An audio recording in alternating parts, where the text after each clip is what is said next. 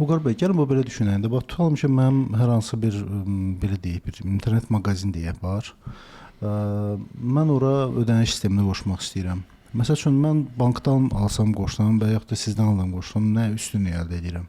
Fərq çoxdur. Bizdə funksionallıq qat-qat çoxdur. Belə deyim də, bank hazır bir həll sizə verir və deyir ki, uyğunlaş. Yəni sizin yanınızda olmur ki, bütün funksionallıq düzgün otursun ki, ödəniş prosesinin təcrübəsi maksimum gözəl olsun. Yəni ona maraqlıdır ki, əsas funksiyanı versin, ödəniş keçdi, fokuslansın digər xidmətlərə, sizə çox vaxt sərf eləməsin.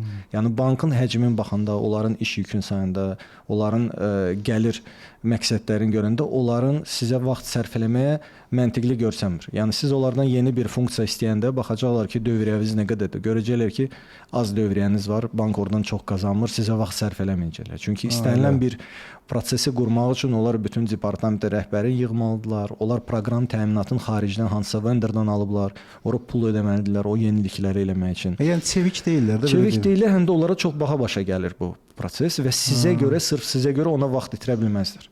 Bax necə ki siz məsəl üçün mobil telefondan istifadə edirsiniz, o eyni model bütün insanlar istifadə edir. Onlarda da tam eyni telefondur. Sahibkara o yaramır ki, məndə də eyni telefon olsun. Deyir, məndə olan prosesdə olar ki, burada knopkası burada olsun. Onlar ekranda bu olsun. Yəni mütləq istəyir ki, öz biznesə müəyyən uyğunlaşma olsun. O fərqliləşdirmə və onun üçün fintechlə işləmək daha rahat olur. Çünki fintech baxır, səndə proses necə gedir?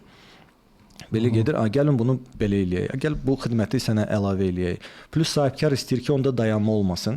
Misal üçün siz bankın hansınasa qoşulanda onun bir prosesing xidməti var və onlarda nəsə dayanma baş verəndə sizdə sistem dayanır.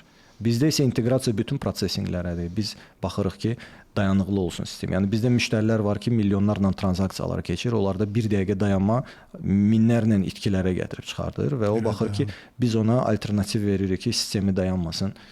Yəni buradan keçmədə ödəniş digər yerdən keçidək. Və funksionallıq baxımından daimi istəkləri olur ki, biz istəyirik ki, bu xidmət bu formada çalışsın, o xidmət bu formada və biz o sazlamaları eləyirik ki, hansı ki, yəni axırıncı bazar tələbləri nədirsə, onları yerinə yetiririk.